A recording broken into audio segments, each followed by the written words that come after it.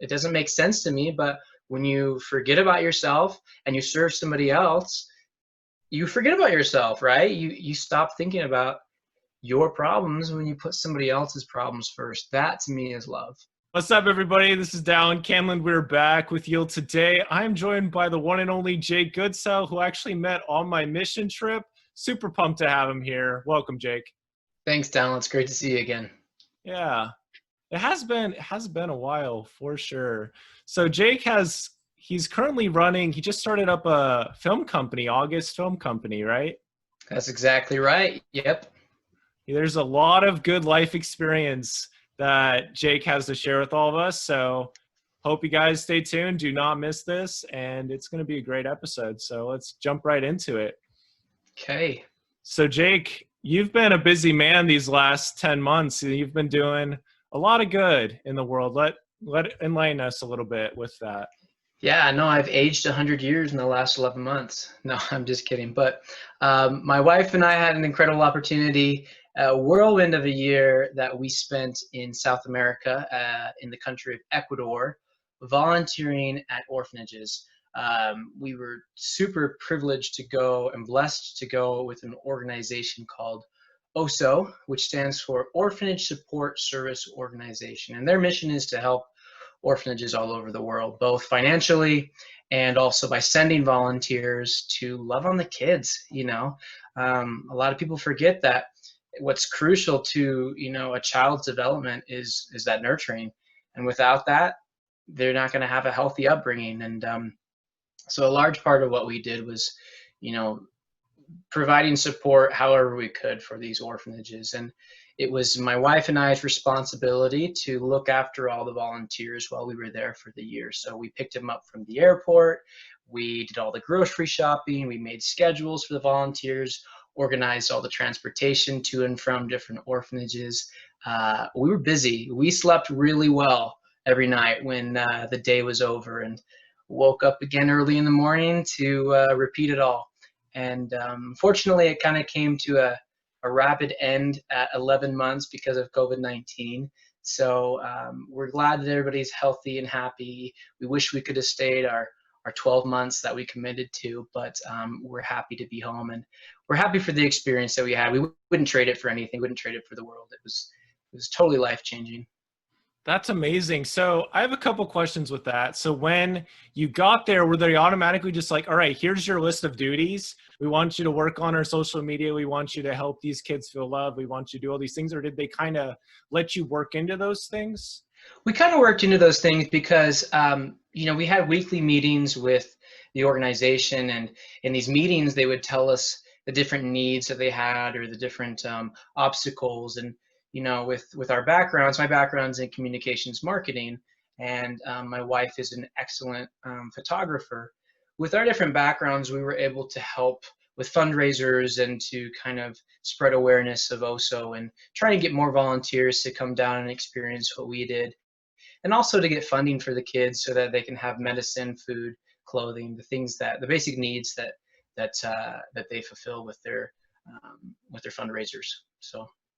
Yeah, so it's kind of gradual. That makes sense. Yeah, it was kind of gradual. We were never, expected to do one thing or another. We were definitely volunteers, but we were willing to stretch ourselves and to try new things. And through that experience, we had certain challenges, like you can't photograph the children's faces and publish those photos online. It's just to protect them. A lot of times they're taken from broken homes. And in this day and age with social media, right, if I go and post a picture on my Facebook of one of the children, and a family member that sees that, who's trying to get custody of them, sees where that child's located, it could end up really bad. So Yeah. we don't publish anything, or the organization doesn't publish anything that could jeopardize the safety of the children at their different new homes and things like that at the orphanages. And so it kind of not prevented, but it kind of allowed us to kind of stretch ourselves and to find different ways to share our experiences online with other people, because it's so hard when you're not there and you can't talk to a child, or you can't see their face. It's so easy to forget about orphans unless you've seen their face. And once you've seen their face, it's like you can't unsee that. And we had to get really creative with our, I hate to use the word marketing, but just to publicize that there's kids in the world that need your help. I think another reason why we forget is because in the United States we don't have orphanages like they do in Ecuador and many other parts of the world, right? We have a foster care system, and I'm not going to say one's better than the other. They both have their strengths and weaknesses, but it's just not as, I feel like the foster care system in the U.S. isn't as prevalent. It's not in front of your face as much Yeah. as like an orphanage with these orphans that has. Anyway, I'm kind of going off on a tangent here, but long story short, we took on different roles than what we kind of had anticipated going down. We knew that we were going to go down and love on orphans. We knew that we were going to go down and take care of these volunteers and provide for them and kind of be the middleman between the organization and these volunteers and help them be comfortable with where they're at. But what we didn't realize is we were going to be doing a ton of photography and social media marketing to try and help people come and experience what we did. And through that, I really realized how much I loved it, and I loved video and I loved photography. And so my wife and I came home and we've started our own video production company where we do professional video and photography for businesses to help them with their social media marketing or to help them with their websites and things like that. So hope that answered your question. I gave you a lot more than you bargained for, but there you have it. No, that's okay. And they look so good. I remember like seeing these, videos with Jake, and he's like going into this tree house or something and filming, and it just looks, Yeah. It was really cool. So And it is really cool. Yeah, people need to go and experience that, not just for the kids, but to see the world and to realize that we have a lot of blessings in the United States that people don't have in other parts of the world. Yeah. Well, let's go back to kind of that idea of love and, that unconditional love and helping them feel like they belong and everything like that. That's definitely one of the biggest needs in this world. And, we went on this missionary exchange for a day. You remember that, right? I do. Yeah. So while we were missionaries, there was this time where one of the missionary leaders, who was you, would go out with me, and we kind of would go and see people that I was working with, me and my companion, and my companion would go with your companion. We just get to teach Right. and train and stuff. And there's this one lady, I remember we went and talked to her. We knocked on her trailer house. You might remember her. And you just had immediate compassion for her and everything. And I'll never forget that. So I feel good about those orphans that were under you and Brittany's care, or you and your wife's care, because you are so good at that. So kind of help us understand how you've gone into that abundant level of compassion. I really appreciate that. That means a lot coming from you, Dallin, because I think I could say the same things about you. I want to make something very clear, and that's that it's really easy to see, how much fun we had in South America. And it's easy to see, for example, on social media, because we all know social media is real life, right? Not at all, but it's easy to see, wow, look how great Jake and his wife were for going to South America and for sacrificing a year of their life to go, work with these orphans. I got to get this on record. I don't want people to think that, because it was very much a selfish decision, I think, to go there.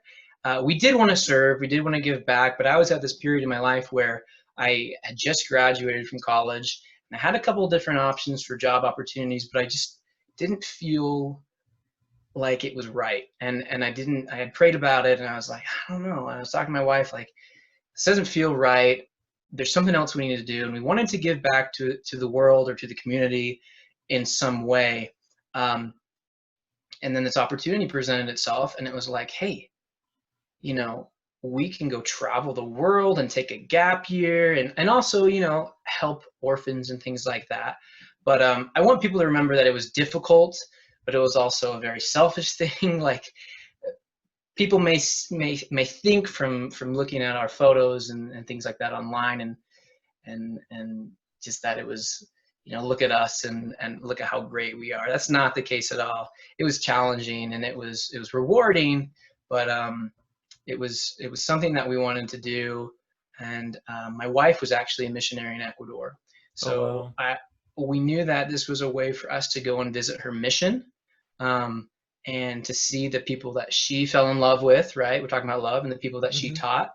And so we jumped on it, and I'm so glad we did. It was rewarding. But going back to your love question, I mean, I don't think I'm such a shining example. I appreciate your kind words, but I have a long ways to go. And what I learned in Same. Ecuador is that those children are such a great example of love. And I really do believe that most people are inherently good, because most people have an inner child.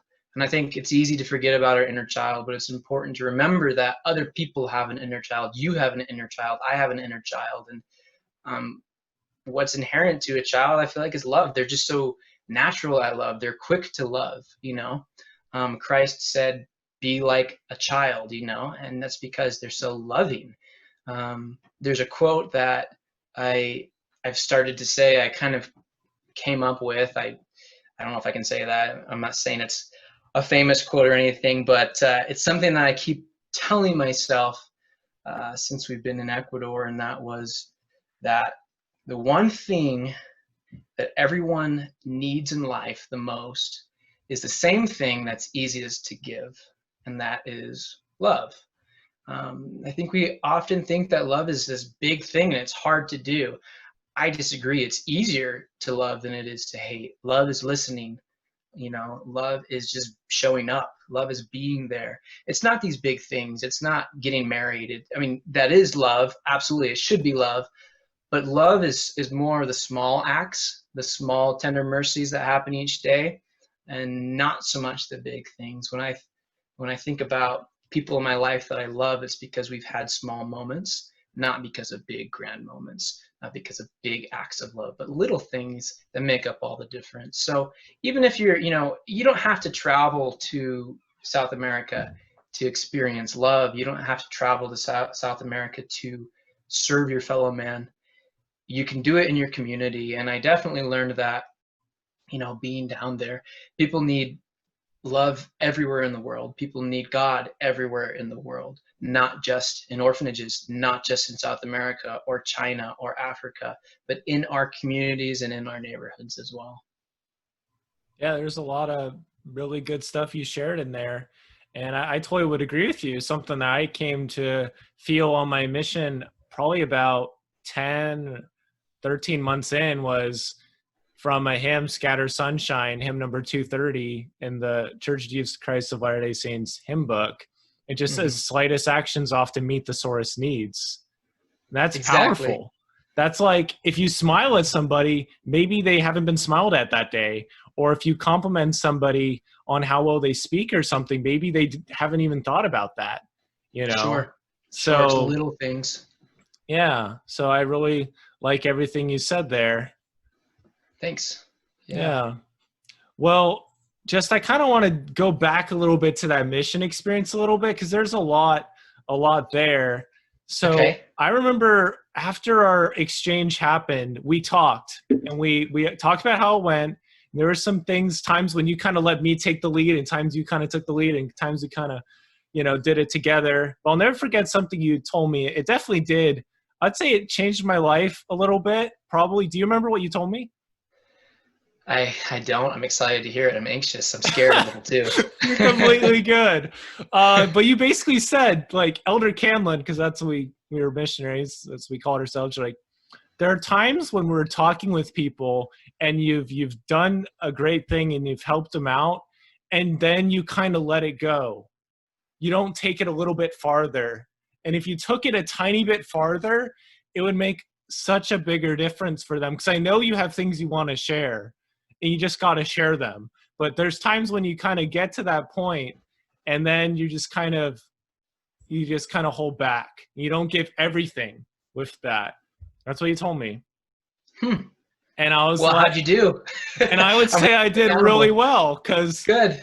uh, I mean, this podcast, Yield Today, came from an acronym that stands for Yes, I Envision Love Demonstrated. So you go because there's more to give, because there's a reason you're there. And so, I mean, I would say I was a pretty good missionary at that point in my mission, but it definitely helped me to kind of give a little bit more and to, you know, because I'm a big believer in the thought that, you know, there's where you're working out or whatever, and then it really starts to hurt.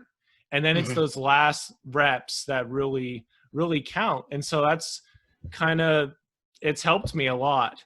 Yeah, So, I have an analogy that I kind of something I learned in Ecuador while we were working at the orphanages is that a big part of my wife and I's responsibility was taking care of these volunteers. And I learned so much about these volunteers and just volunteers in general and people in general from these amazing people. They're the cream of the crop. Our volunteers were amazing, all of them in their own ways. And they each taught me something different and something unique. And what I've learned is that all we can do is invite people to do things, right? We can't make anybody do anything. We can't force, and it should never be that way. I wouldn't want anybody to force me to do anything. But I mhm. love invitations. I love invitations to grow and to try new things and to be pushed a little further, like you were saying. And some volunteers were super comfortable day one, would jump in, would do the hard stuff, would do what they were asked. Others, it took a week or two to kind of settle in and to be comfortable.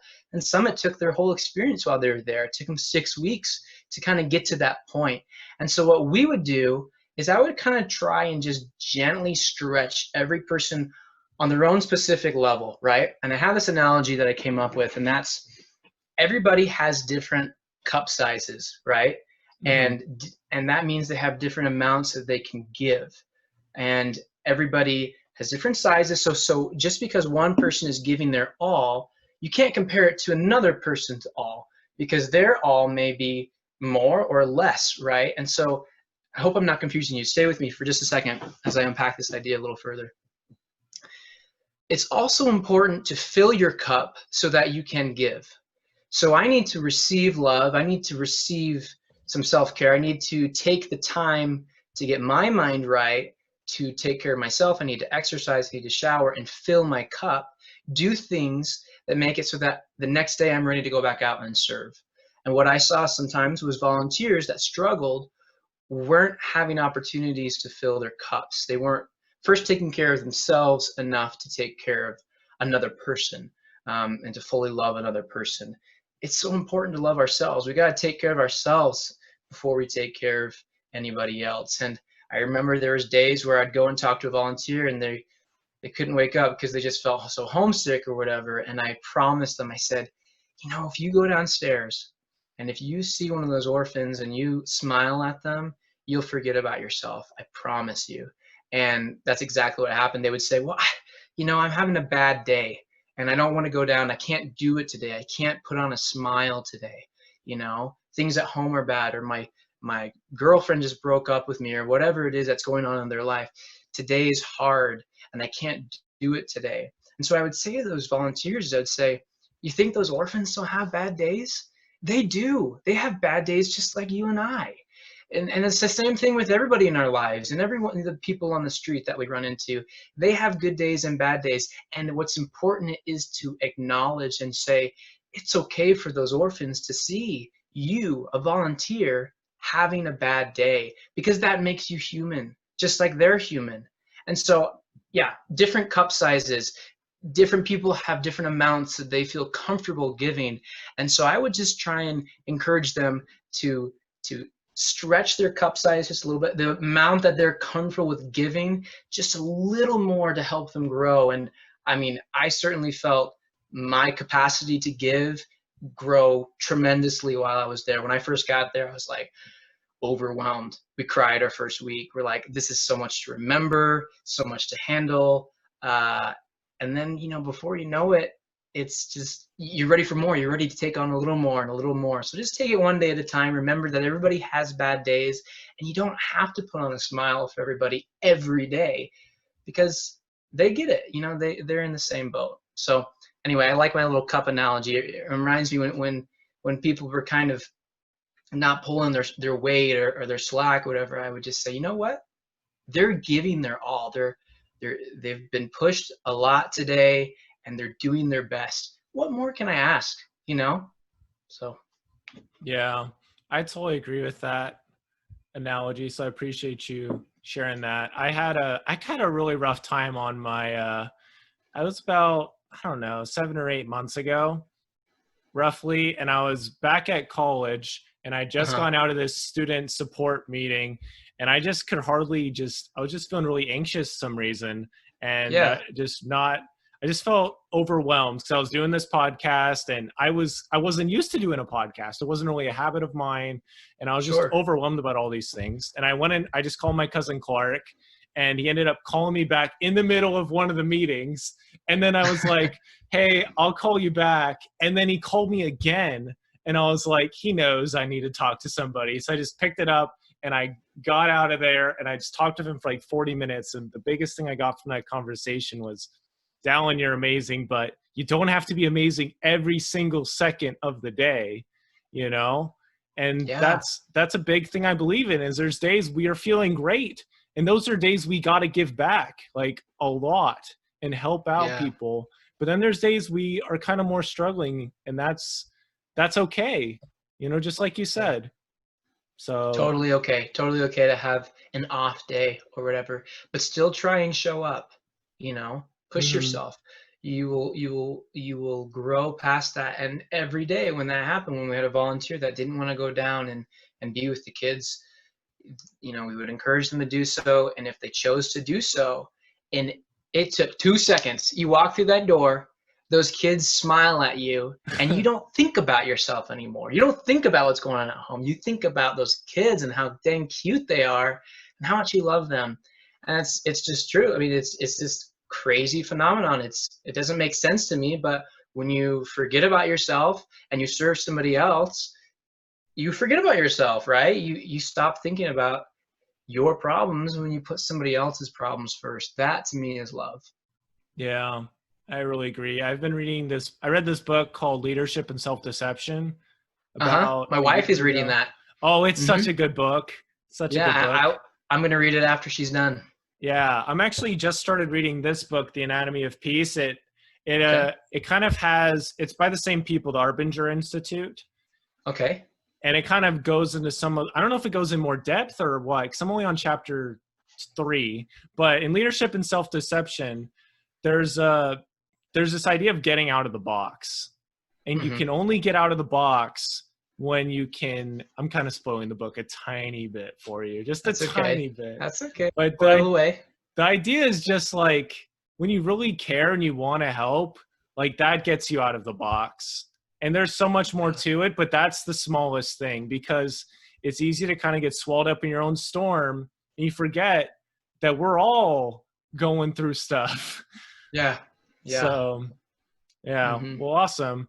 Well, Jake, there's so much I want to talk about with you, but I'm trying to figure out like what we should talk about. How about we go to like your college years? Okay. How long ago were you in college? I graduated from Brigham Young University, Provo, April 2019. Okay, So not too long ago. Was it cool. 2019 or 2018? 2019 last. Yeah, 2019. See, I need my wife. She's the one that my memory is bad. And if you I have any remember you little, saying that on the mission. yeah, Yeah. it's true. And you talk about this woman who we met, and I am it's terrible. And I know I loved her in that moment. I truly did, but I don't remember to this day, that exact experience. But I'm glad that you do. I'm really glad that you do. I've been blessed of a very, yeah. I'm glad that you were able to jog my memory and remind me. I'm always looking at my wife like, hey, how old am I again? I don't know. It changes every year, and she tells me. So it's really good to have a companion that can kind of keep you, your numbers and your dates all straight, because that's definitely a weakness of mine.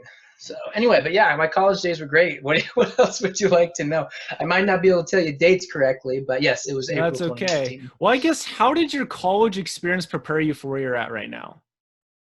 With my personal entrepreneur endeavors, or with That's like kind of the. what I was thinking. Yeah.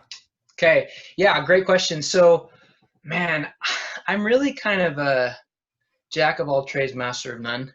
I kind of get bored easily with different things. I like to change things up a lot. And growing up, I was an actor. A lot of people don't know that about me, but that was something I was passionate about. And just from the age of like kindergarten, I was in my first play, and I wanted to be a comedian on TV someday. I wanted to be the funny guy on a sitcom or something.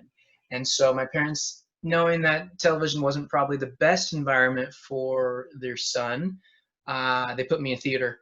And so I did lots of theater growing up. And then as I started to get in high school, I started to do a little more film and television, things like that. Nothing big, nothing to boast of at all, but really enjoyed that career path and thought, man, I can do a lot of good. I thought that I could really empathize with others that were going through different life struggles through acting, and that I could understand people's circumstances better by portraying a role for a night or for 2 weeks or on a camera or whatever. And that's true. I did learn a lot about communicating with individuals. I did learn a lot about myself and how I communicate and how to sympathize with other people and what they're going through. But then as I was a missionary, I realized I probably wasn't going to be able to provide for my family if I continued down that path. And it wasn't that, I mean, I know that other actors have had very successful careers and have um, uh, supported their families. Nothing against them. It was just God told me, I have a different plan and you need to go a different route. And that was so hard for me because for years I identified as an actor. That was who I was. And that's what I was going to be the rest of my life. Um, and now it's almost comical for me to say that because I don't identify with that at all, and that was just not too many years ago. That was in high school, before college and before our missionary experience. But anyway, the things that I learned in acting have carried me through my missionary experience, through Ecuador, and into my job now, which is doing video production for businesses. So when I get a client that's not comfortable on screen, or if I have to, write a script for a business, I've got that background. I've been in front of the camera and behind the camera, so it makes me, I think, a better qualified person to tackle that job. And then as I got back from my missionary experience, I continued my education at Brigham Young University. I kind of took a couple different classes and thought, I was actually dating a girl at the time that was in the communications degree. And I was like, man, you take classes where you talk about social media? Sign me up. That sounds cool. And so I took the communications degree track and I plowed through that. And in my last year, what I started to realize is, I've always been fascinated with cameras and video and photography, both from acting and just in my life, from other endeavors and things like that. But what I realized is that in my classes, whenever there was a video project that we needed to turn in, or for a client or for a professor or whatever, for a grade, people seemed to gravitate towards me for the video work. And I was like, man, like there's tons of other people in this class that could do what I'm doing.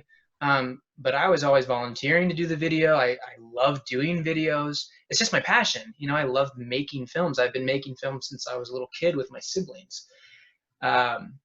So I realized in my last year at BYU, my senior year, I was like, people started coming to me to make videos for their businesses, for their social media.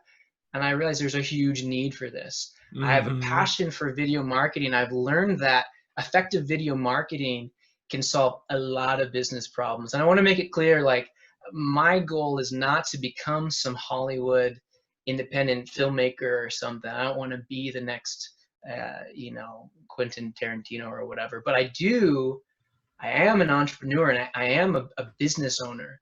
And I understand the kind of problems that businesses face. And I realized that video can solve so many problems. So, for example, you know, you spend, say you spend 50 hours a month training employees. What if we made a 1-minute video or a 2-minute video or whatever your training necessitates that could cut that down to 0 hours for you? We'll do it once, we'll record it, and then you have all this time to do something else. And then it went on to, like, hey, video can also solve problems, but you spend 50 hours on the phone each month trying to land some leads or whatever. What if we made a video that kind of weeds out people that are interested and people that aren't interested in your product or whatever? There are so many problems that video can fix for a business. And I don't think we've even tapped into like the full potential of that. And I'm just excited to help people. That's my honest, I want to see results for businesses. I'm not here to make a award-winning movie. I want to help other people achieve their goals, just like you, Dallin, just like with your podcast, Dream Chasers, Dream Catchers. You want to help people, and I see that, and I know that's your true desire, and I have that desire too. I just want to help people reach their goals through my skills with video and photography. Yeah, that's amazing. I love how you're able to, that you've like thought about your acting experience and you're like, that was so valuable because now I can appreciate both sides of the picture and everything. So that's really cool. I wouldn't have noticed that or like thought about that if you hadn't really brought it up, because I haven't really done much acting or anything like that, just tiny little different things. But well, it was so frustrating to me at the time when I was praying one day and it just hit me like a brick wall. Like, that's been a great way for you to grow, but it's time for you to shift gears. And I remember this has happened a couple times in my life with different things. And I imagine I'm the kind of person that will change my career several times throughout my life, but, always with that intent that I want to help others. Anyway, I was so frustrated when I found out that acting wasn't in the cards for me anymore. And now in hindsight, I'm like, wow, I'm super glad, because I don't think I would have been happy with that right now. And yet everything I learned has prepared me for where I am today. And there's just been so many different experiences with that. With my degree, I learned communications marketing. That's helped me as a business owner. That's helped me in Ecuador, trying to encourage other volunteers to come and volunteer, or potential volunteers to come and volunteer, excuse me. And also for people to donate to the program so that they can have funds to raise these children. It's amazing to me how, God's in control and he knows what's best for us. He's got a plan. Just trust the plan. When he says, hey, take a left instead of take a right, it's all going to work out. And he's totally rerouted me. I spent years, my whole college experience, and even going into Ecuador, thinking, how am I going to support my family? I want to do something I love, and I want to help other people. That's really all I care about. And I need to support my family. And if those three things align, I'm a happy guy, And I remember just spending so many hours job searching on LinkedIn and trying to find the right fit for me, and having an internship in New York City and just never finding my fit, my niche. So I created it. I made the job that I wanted. I saw other people doing it. I saw that there was a need for it. And I said, this is what I want to do. So you can create your own job. You can be your own boss. Why not? There's more and more entrepreneurs and freelancers in this country every year. And it just keeps going up. So anyway. Yeah, if you can get really good at solving that problem, then you can get really good at helping people to solve it. So, yeah, that's the hope. That's the hope.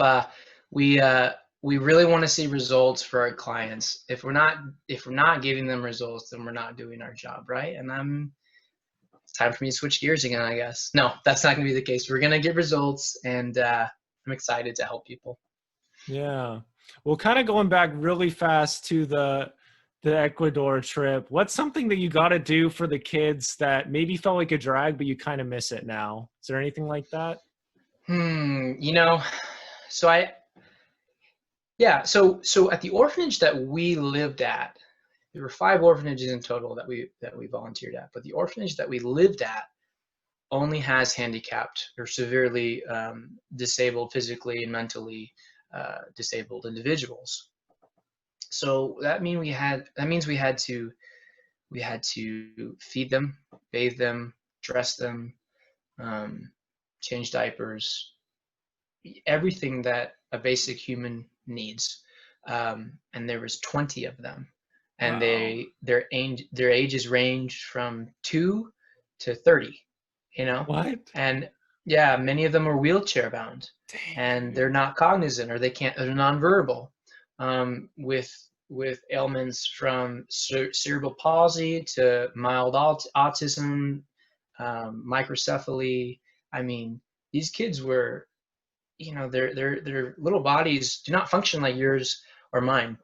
Um, and so every day we'd go down in the morning super early, we'd feed them breakfast, and we would help them get in and out of the shower or in and out of the tub. And they were full-time workers that would help with kind of the nitty-gritty stuff. I wouldn't bathe the females or whatever. I'd let the workers do that. Um, but pretty much everything else we do for them. Mm. And I miss it. I really miss it every day. There's little things that we take for granted, even just eating, but there's so many things that they taught me about life that, you look at these individuals and you think the lights are on, nobody's home. You think that they're not, just because they're not interacting with you, that they're not really there, but they're so there. And even just holding their hand or just singing to them or reading a book to them makes all the difference in their health, in their happiness, in their growth and productivity. And just, I mean, it is amazing what just one person interacting with someone like that, what it can do for them. And we got to see that firsthand. As far as like specific things, I think I kind of touched on like feeding and bathing and dressing time.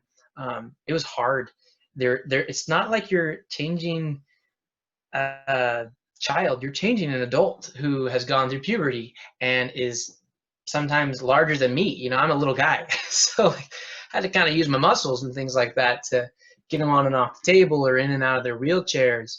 And it was just so rewarding. I'm a diabetic. I don't know if you remember that. I've had type Hmm. 1 diabetes for 21 years, Wow. since I was 4 years old, and it sucks. Can I say that on your podcast? Yeah, It's well, I was wondering if you were going to bring it up or not. So, Yeah, yeah, and I'm not necessarily shy about it, but I don't really bring it up because I don't feel like it's a defining characteristic of who I am. It's oh just yeah, something that I deal with. And there's so much misunderstanding, and um, I'll just keep it at that, misunderstanding yeah. around the disease. And unless you live with it or you know someone that personally lives with it, you don't know what it's like.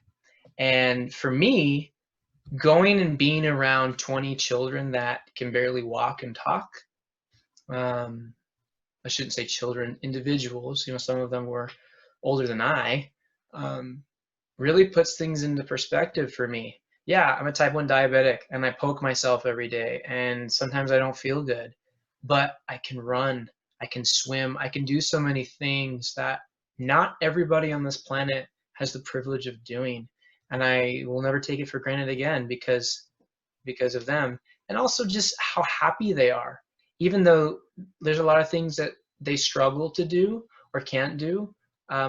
It doesn't change their happiness at all. And I have so much to learn from them. Like I said at the beginning of our podcast show today, that don't look at me as this amazing example of going to Ecuador for a year. Like I said, it was selfish. I learned more from the experience, I think, than I gave. I gained more from the experience than I could ever give. um, those kids were amazing. And I know I just learned this actually about a week ago. I was looking at your Facebook and you had this really tender post about your brother. And I hope it's okay if I bring, can I kind of touch on that for a Yeah. second? Yeah. Yeah, it was an amazing post that you shared about your brother, and your brother is on the autism spectrum, correct? Yep. Yep, and we took care of kids at the orphanages that were on the autism spectrum, just like your brother. And so firsthand just how amazing these individuals are, and how much we have to learn, and how quick they are to love. It didn't matter when these volunteers would come from the United States or Canada or France or wherever they came from in the world. We had volunteers from all over the world. It didn't matter what they'd done in their life, where they'd been from, the good or the bad that they've experienced. didn't matter who you were. You walked through that door and those kids love you instantly. Why don't we do that? Why don't we do that? And then we'd have volunteers where, I hate to say this, but they would kind of treat other volunteers not super great. And I would sit back and observe this, and I would say, how can we do this when we watch these children? We take care of these children. We love these children so quickly, and they love us back even faster. And yet we're slow to love one another who we would call normal. I think we got it backwards, Dallin. I really do. I think Yeah. that they're more normal than we are when it comes to love and being human. Yeah, there's so much power in that. And it kind of goes back to something you said earlier about how Christ wanted us all to become as little children, because the context of that is Jesus' disciples who walked with him and everything like that. They're like, hey, who's going to enter the kingdom of heaven? And so can I, and he's like, here's a child. You got to become like a little child, What? so. Yeah, exactly. They taught us so much, and I'm excited for other people to go and experience what we did. I just have one more quick thing I want to add to that. You may or may not know, Dallin, but this was not my first time in Ecuador, and I think I mentioned to you earlier that it wasn't my wife's first time in Ecuador either. My wife was a missionary for 1.5 years in Ecuador on the coast, and I went in high school because my dad's roommate in college went on to found. He's the founder of this organization that we Oh, volunteered with. wow. Yeah, and so that's kind of how I had a personal connection to it. And I went in high school for a week and I met these children. I went to these orphanages and I fell in love with them and they changed my life. I was a punk before you met me. I'm definitely still a punk now, but I was really a punk in high school. And going and meeting those children and serving those kids, it changed me. And I couldn't wait to go back and see them again. And my wife and I got married. I graduated from college and I wasn't really sure what we wanted to do, like I mentioned before. And my dad is the one that actually brought up this idea. He said, my roommate in college started that orphanage foundation where they support orphans. And he actually takes newlyweds like yourself and takes them down there to run the program for about 1 year at a time or so. But you guys should apply and you should volunteer. And so we were like, yeah, I mean, it'd be great. We could go see my wife's mission and meet the people that she grew to love. And I can go back and introduce her to the orphans that I remember and grew to love. And it was something that we bonded over, my wife and I, when we were dating, is that we both had a connection to that country and to that place. Another big challenge for me, Dallin, was that I did not speak Spanish before we left. I don't know. And if you can knew speak that. Spanish now? I can speak Spanish now. I mean, I can get you around town and everything. I can speak. I spoke a lot to children, so it's like, very low level Spanish, but I understand a lot. That's I sometimes awesome. have a hard time finding the words, especially that I'm not there right now. I feel like I've lost a lot, but God bless Duolingo, man. I was on Duolingo. I'm still on Duolingo every morning for 15 minutes. I practice every day. And I don't want to lose my Spanish at all because we're going to go back someday. And I had a great, personal coach too. My wife, who is fluent, was able to help me a lot. But that was a great blessing as well, as I can understand Spanish now and for the most part communicate my thoughts pretty well. It was funny. I was asked to speak in church, and it was like 2 days later they shut everything down to coronavirus, and I was like, yes. So I was like, I just barely got by. My wife had to speak in church, but I would have been happy to do it. It was just, it's one thing to speak in a meeting in your native tongue. It's a whole other thing to speak in a meeting in a second language, and I was getting really nervous about it, but I should bite my tongue because God's hearing me and he's going to laugh and he's going to, call me to go learn Chinese or something next. I don't know. So they were going to Anyway. have you speak in church there? That's kind of what you're saying? Yeah, we attended church down there in Ecuador every week, and we actually got to take some of the kids to church with us. So that was a tremendous experience, a great blessing. And they asked me to speak, and I was like, sure. I was like, yeah, I'll speak. In my broken Spanish. I understand what you're saying, but you might not understand what I'm saying, and then, everything shut down because of COVID, and the church was canceled. Church meetings were canceled. And so I didn't actually end up having to use my Spanish in a church meeting, speaking in front Gotcha. of an audience. Yeah. I barely got by. I did some, well, that's good. I did some Duolingo back in the day, took a Spanish class my first semester, and then I kind of dropped the ball with it. So I need to pick it back up. This is a good little reminder for me. I've thought about it off and on. It was hard work. I mean, I put hours into Duolingo because I wanted to be able to communicate with these children in their native tongue. It's one, I mean, you certainly don't need to speak Spanish to go and volunteer. Let me get that straight. Most of our volunteers didn't speak Spanish because love is a universal language, and some of them are so young, or some of them, have more of a severe mental disability that it doesn't make a big difference at the end of the day, what you're saying, as long as you're there and showing up. But I wanted to learn Spanish, and I put in a lot of hours, and I did. I learned Spanish while I was there, and I'm really grateful for that. It definitely helps living in a Latin country. It was very frustrating. It was probably my first 4 months. I was so frustrated because I only had like a year or two of high school Spanish. So, I knew how to say, I like this, I like that, but, nothing more. Me gusta, me gusta Exactly. umbrella. Yeah. Yeah. So I learned a little more, now I know how to say he likes that. No, I'm just kidding. I learned a lot more Yeah. living in Latin America and serving the children, and I totally credit that to God. And I'm super grateful that I was able to have that experience, to learn that. I think it'll really help me in other avenues and other adventures in my life. Yeah, I totally agree. Well, thank you so much, Jake, for jumping on the show. Everybody definitely go, well, I'll have Jake explain. He just shares a lot of great value. So Yeah, so if you guys want to check us out, augustfilmco.com, or you can follow us on Instagram, August Film Company. We're on Facebook. We do social media marketing and stuff. So, we're on social media. Would you imagine that? And yeah, we're looking for opportunities to help businesses with video and photography to excel your business goals, to help you reach milestones. You can also find me on Instagram at Jake the Good. Or just search Jake Goodsell. I'd love to hear from you guys. Tell me your thoughts on this podcast. And yeah, I'll just leave it at that. it sounds good. It sounds good. Well, thanks so much, Jake, for having you on. It's been a pleasure. I remember way back in the day, I was like, if I ever start a podcast, I'll get you on it. And we did it. So good to go us.